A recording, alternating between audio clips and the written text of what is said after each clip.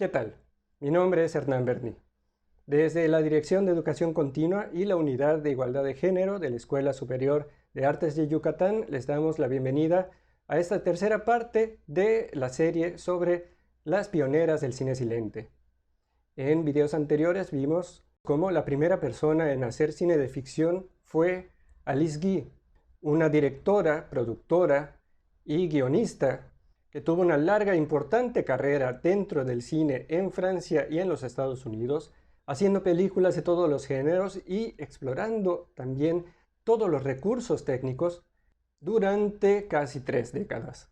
También exploramos la vida de Lois Weber, la primera directora en hacer un largometraje en los Estados Unidos, cuya carrera como directora y productora refleja la situación en la que se encontraban las mujeres cineastas que hacían cine durante esta era en Hollywood. Y en esta edición nos vamos a concentrar en una profesión que normalmente es invisible. Se trata de la edición. Se dice que una película se escribe 3 veces. Una cuando se hace el guión, otra cuando se hace el rodaje y la tercera, y no menos importante, que es durante la edición y la postproducción. Y fueron muchas las mujeres que estuvieron involucradas en la edición, sobre todo en la época en la que empezaba el lenguaje cinematográfico a desarrollarse. Y son estas mujeres las que en buena parte fueron y son las responsables de enriquecer la narrativa del lenguaje audiovisual. Antes de pasar de lleno a la edición, vamos a explorar el que fue quizás el primer trabajo de producción disponible para las mujeres en la industria del cine, que fue el de las coloristas, es decir, las personas que coloreaban a mano, con tintes, fotograma por fotograma, las impresiones de película. El oficio de colorista era común, sobre todo en las mujeres, durante el siglo XIX en las industrias de diapositivas y postales, ya que, al menos inicialmente, podían ser contratadas con un sueldo más bajo que el de los hombres para realizar tareas repetitivas, pero que requerían de mucha precisión. En general, no solo salía más barato contratar a las mujeres para hacer estas labores, sino que también se pensaba que con su supuesta sensibilidad y dedos ágiles se adaptaban de forma innata al trabajo detallado de las películas que se tenían que colorear. Charles Edward Hastings en la revista Moving Picture World en 1927 escribe que las coloristas en estos primeros días del cine eran Miss Martini, la señorita Sarah Levy de Nueva York y la señorita Tompkins. Y estas famosas coloristas llevaron su arte a un alto grado de perfección y mostraron una notable paciencia en la elaboración de sus resultados. Sin embargo, se ha encontrado muy poca documentación sobre el trabajo de estas mujeres. Afortunadamente existen muchos registros históricos en Francia. Por ejemplo, Georges Méliès subcontrató de 1897 a 1912 a la firma Tullier, dirigida inicialmente por Elisabeth Tullier y posteriormente por su hija Maria Berthe Tullier, que manejó una fuerza laboral de más de 200 mujeres coloristas. La firma Tullier comenzó como un laboratorio de diapositivas y comenzó a involucrarse en el cine a fines de la década de 1890. En una entrevista en 1929, Berthe Tullier recuerda que fue responsable de colorear todas las películas de Georges Méliès. Y este trabajo se realizó completamente a mano. Ella empleaba a 220 trabajadoras en su taller, pasaba las noches seleccionando y probando los colores y durante el día las trabajadoras aplicaban el color de acuerdo con sus instrucciones. Cada colorista se especializaba en aplicar un solo color y a menudo se aplicaban hasta 20 colores en una sola película. Desde el testimonio de Tullier, uno puede suponer la complejidad de la operación de la empresa.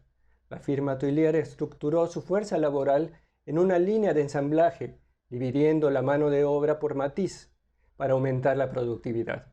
Basándonos en los grabados y en los fragmentos existentes del cine de Méliès de principios de siglo, los resultados eran notables.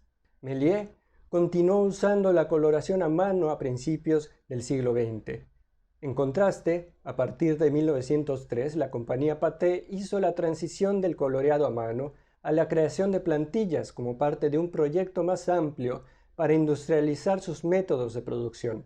Al igual que con el coloreado a mano, la Pathé contrató aproximadamente a 200 mujeres para preparar estas plantillas, debido a que las coloristas se volvieron notablemente expertas en la creación de plantillas. Pathé les pagaba muy bien, recibiendo 21 francos por semana en comparación con los 15 francos que recibían los trabajadores masculinos en las otras labores en el mismo taller de Pathé.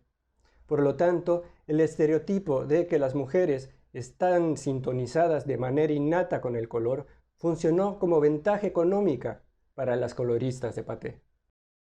Las primeras películas en la historia del cine, sobre todo las de finales del siglo XIX y la primera década del siglo XX, consistían en una toma fija o una sucesión de tomas fijas, pero gradualmente directores como Alice Guy y Edwin Porter comenzaron a desarrollar el arte de cortar las cintas para crear historias.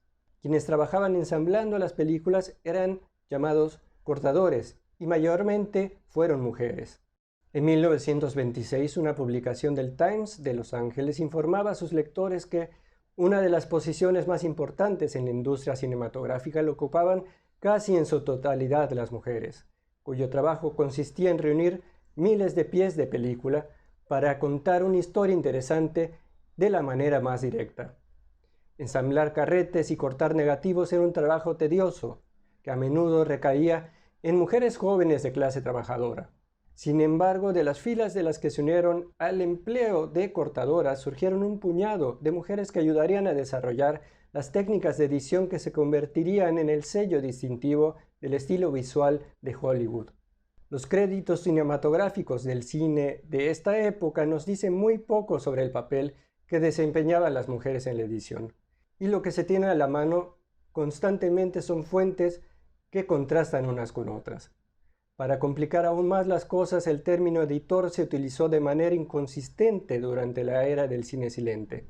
La palabra editor podía usarse para describir a la persona que cortaba una película o a la persona cuyo papel fue transformar historias escritas en películas coherentes y dramáticas. Un ejemplo es Wilfrid Dunn, editora de la Metro desde 1923, o Lois Weber, de quien hablamos en la cápsula pasada, aunque solo estuvieron mínimamente involucradas en el corte de las películas. En cambio, seleccionaban propuestas de historias, reformulaban novelas y obras de teatro en guiones de películas y escribían los intertítulos. A diferencia de los cortadores de cine, las mujeres que trabajaban como editoras de escenario a menudo tenían educación universitaria y habían trabajado ya sea en periodismo o en el teatro antes de llegar a Hollywood.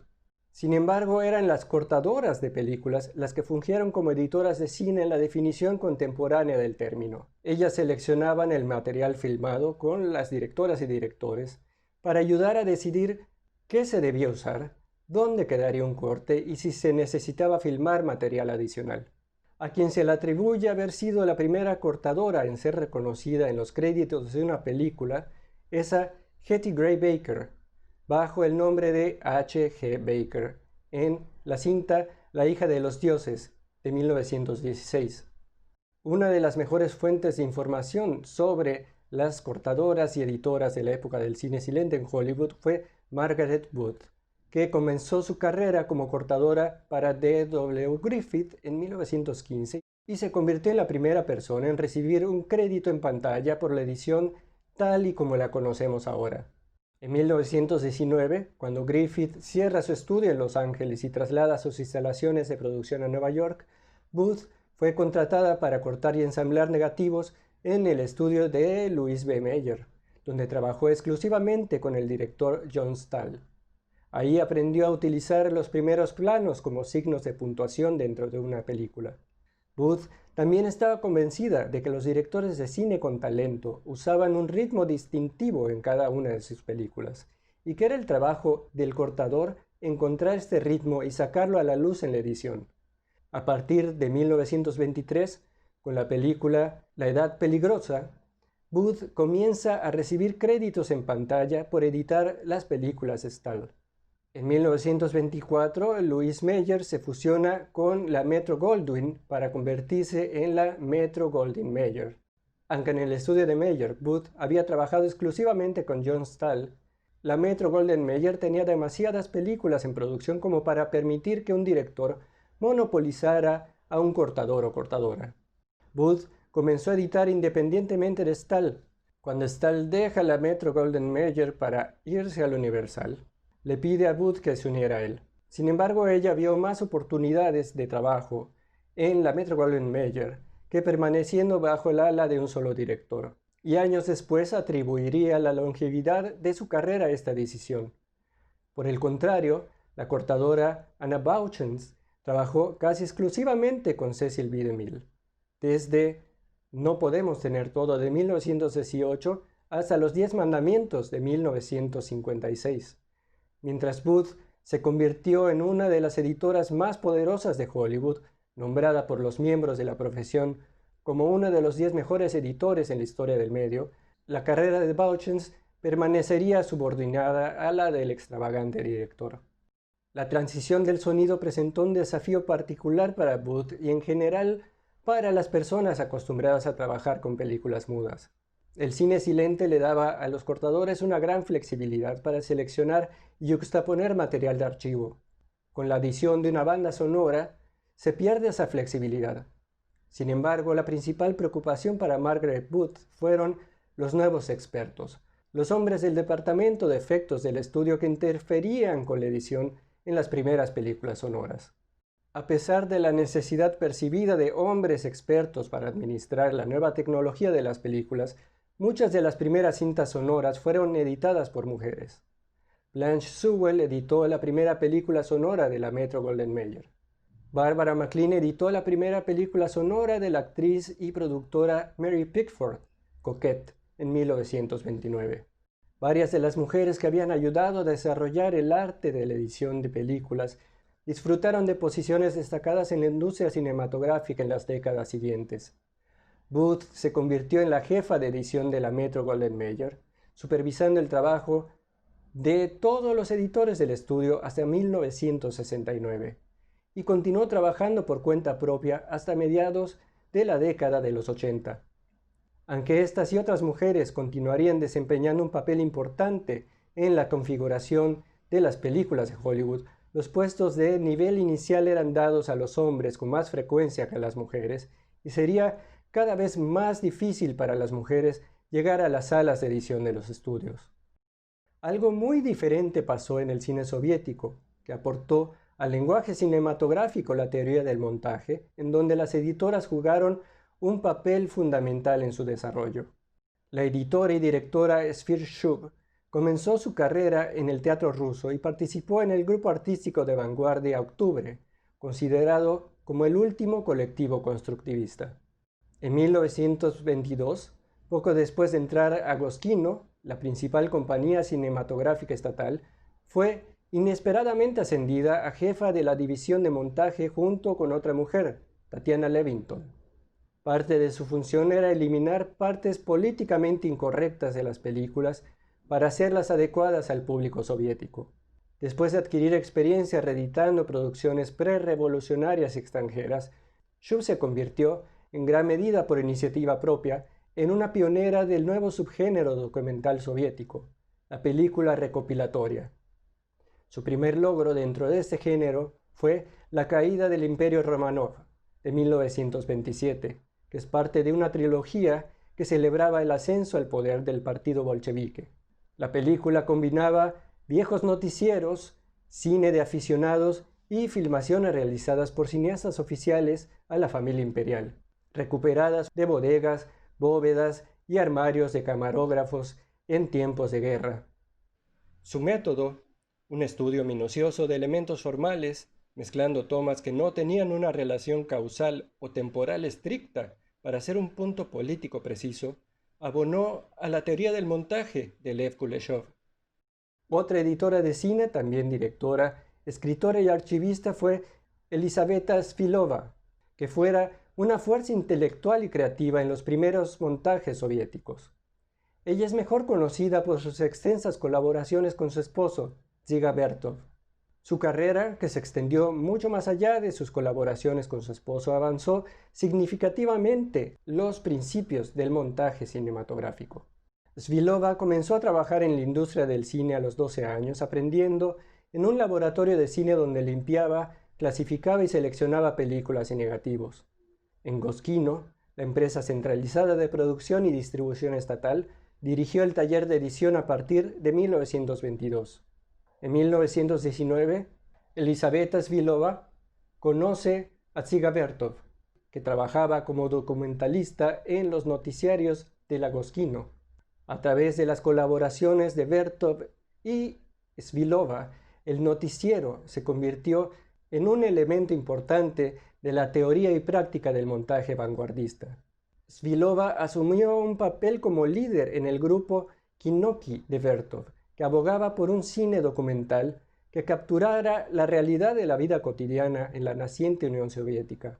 La agrupación llamaba a un cine sin guiones, sin escenografía, sin actores o disfraces, y vinculaban el aparato cinematográfico con la máquina de las fábricas y al cineasta con el trabajador soviético, e introdujo la noción de que la cámara podría producir una comprensión más profunda de la verdad que el ojo humano.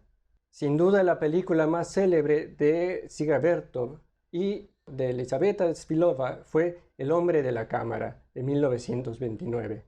Muchísimas técnicas fueron utilizadas para hacer esta película, incluyendo la doble exposición, la cámara rápida, la cámara lenta, los fotogramas congelados, las pantallas divididas, los primeros planos, el traveling, el metraje reproducido al revés, la animación stop motion y las imágenes autorreflexivas. En esta película las secuencias capturan cualidades emocionales que no se pueden retratar completamente mediante el uso de la palabra. La falta de actores y sets en la película genera una visión única del mundo cotidiano, una que se dirigía hacia la creación de un nuevo lenguaje cinematográfico, separado del lenguaje del teatro y de la literatura. En esta película, Elisaveta Svilova tiene el crédito de asistente de edición, aunque actualmente en la academia se sugiere que para todas las películas de Vertov, incluida El hombre de la cámara, Svilova realizó una función unificadora y que era ella la responsable de la estética general, el ritmo y la forma de las películas, aunque casi nunca recibió crédito por ello. El mando innovador y controlado de Svilova en la mesa de edición estableció el apogeo de la vanguardia soviética. Como mencionamos anteriormente, con la llegada del cine sonoro y con el desplazamiento de los puestos principales hacia los hombres, las mujeres se aferraron al único lugar en la industria donde podían prosperar y desarrollar las complejas técnicas de edición que han avanzado la cinematografía hasta el punto en que se encuentra hoy. Algunas de estas editoras son bien conocidas, aunque muchas, por la misma naturaleza de este trabajo, no se conocen o han sido olvidadas. En toda la historia del cine son muchas las películas consideradas como clásicos que fueron editadas por mujeres, con un trabajo que fuera fundamental para el desarrollo del neorrealismo italiano, de la nueva ola francesa, del nuevo cine americano y de películas que hoy consideramos como los clásicos del cine.